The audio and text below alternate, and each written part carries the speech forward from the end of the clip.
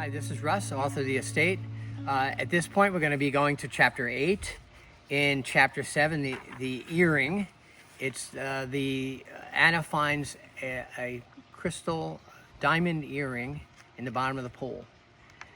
She recruits a local historian, Reggie, and they look to where this earring was. There's a mystery of where the second earring is. They don't know where it is, but there's a portrait in the study of a woman with those earrings, and it turns out that that woman was the sister-in-law and mistress of the late owner. So get comfortable, grab your favorite beverage, and on to the next chapter. Chapter 8. King. One of the mysteries of the mansion's grounds was the gravestone near the old stable, inscribed with the name King. Initially, Anna and Roger thought it might belong to a horse, but there was no horse with that name in the paperwork they had. The grave was also too close to the stable, and a horse grave would have to be much larger. They concluded it was probably a dog. The sepia photos they found in the house showed several dogs, although none were labeled. One of them had to be King, Anna assumed. She guessed that King was the black lab shown in many of the pictures. King was a handsome dog with a shimmering dark coat. He mostly appeared either by himself or with two young men. In one picture, he was with Miriam, who was now much older than in the gun photo with her dad. It was easy to conclude that the two young men were Grant and Jimmy, Miriam's sons. The boys were in another picture sitting in a tree with a third boy, probably a local friend. It was yet another mystery for Anna to solve. Finding information about a person in this place was difficult. Getting information about a dog would probably be impossible. But King piqued Anna's interest. None of the other dogs had an actual grave, as far as she knew. He must have been incredibly special. He didn't seem like a show dog, more of a hunting dog. Knowing Miriam's background, a hunting dog would be a reasonable conclusion. But why was he so revered? Anna tasked Rudy for searching for anything dog-related in the house, while she went through the boxes of keepsakes that might have additional clues. After a box or two of dog toys and leashes, Ruby found a news article about King. Evidently, King had saved a local boy from drowning. The boy's name was Brian Holloway. He was pictured with King and the Sumner boys. The article described how Brian was fishing at the Sumners pond when his lure got snagged. He waded in to get it, but the water suddenly got deep. Brian did not know how to swim and began to panic. Each time he went under, he pushed off the bottom to pop up for air, screaming each time. King, who was in a pen on the other side of the woods, perked up and began to bark. He jumped a fence and ran off. Brian had only a few hops left. He was exhausted and losing consciousness. King made so much commotion that the Sumner boys came running after him. Grant, who was a better swimmer, dove in and pulled Brian into the shallows. If it weren't for King making so much noise, Brian would not have survived. After Anna read the article to Ruby, she mused, I wonder if Brian Holloway is still alive. A quick internet search revealed a person with the same name. Anna called, and someone answered. Hello, this is Brian. Anna introduced herself and asked if he was the same Brian who almost drowned as a boy.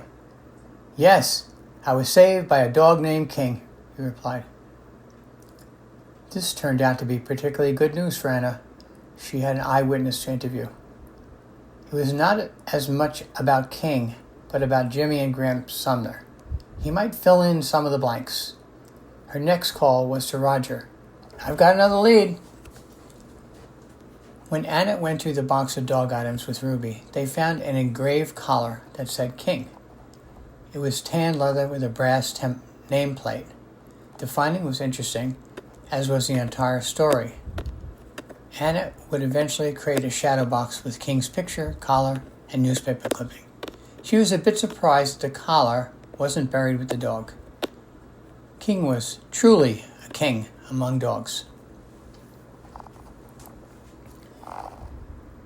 A week later, Anna met with Brian Holloway and gleaned some more information about the Sumners. Brian told her that Miriam was a nasty lady who scared all the local kids. Jimmy and Grant were micromanaged by her, but they rebelled at every opportunity. There was never a Mr. Sumner, so they all kept the family name, Brian explained. She had men in her life for short periods, but no one ever lasted.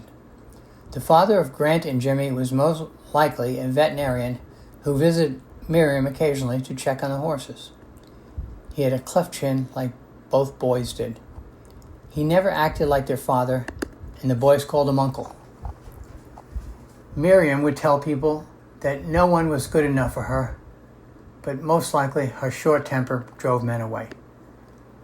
If she were alive today, she would be considered bipolar.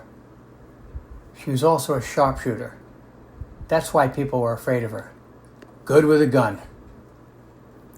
Anna was hoping for more information about Jimmy and Grant, and Brian was a reliable source. He continued, Jimmy was an active kid with a seemingly normal life. We were always running trails, climbing trees, and building forts. He and Grant were fun to be around, and the estate was our playground. When Jimmy got older, he was a lot like his mom. He valued his privacy and didn't have many friends. He dated a lot of women, but never married. After Miriam died, he lived in one side of the estate, and Grant lived in the other. The Sumner family experienced a fair amount of tragedy, as you may know. Jimmy did have a son in New York who was also named James. They called him JJ. He would have been the heir to the estate had he not been lost in the World Trade Center on 9/11. After 9/11, Jimmy's health declined. The loss of his son was unbearable, and his spirit was weak. He died from colon cancer 6 months after his diagnosis. Jimmy always protected his brother Grant. They were close. They also wanted to preserve the family home for future generations. That was important to both. Grant took Jimmy's death hard. He had taken loving care of Jimmy in his last months.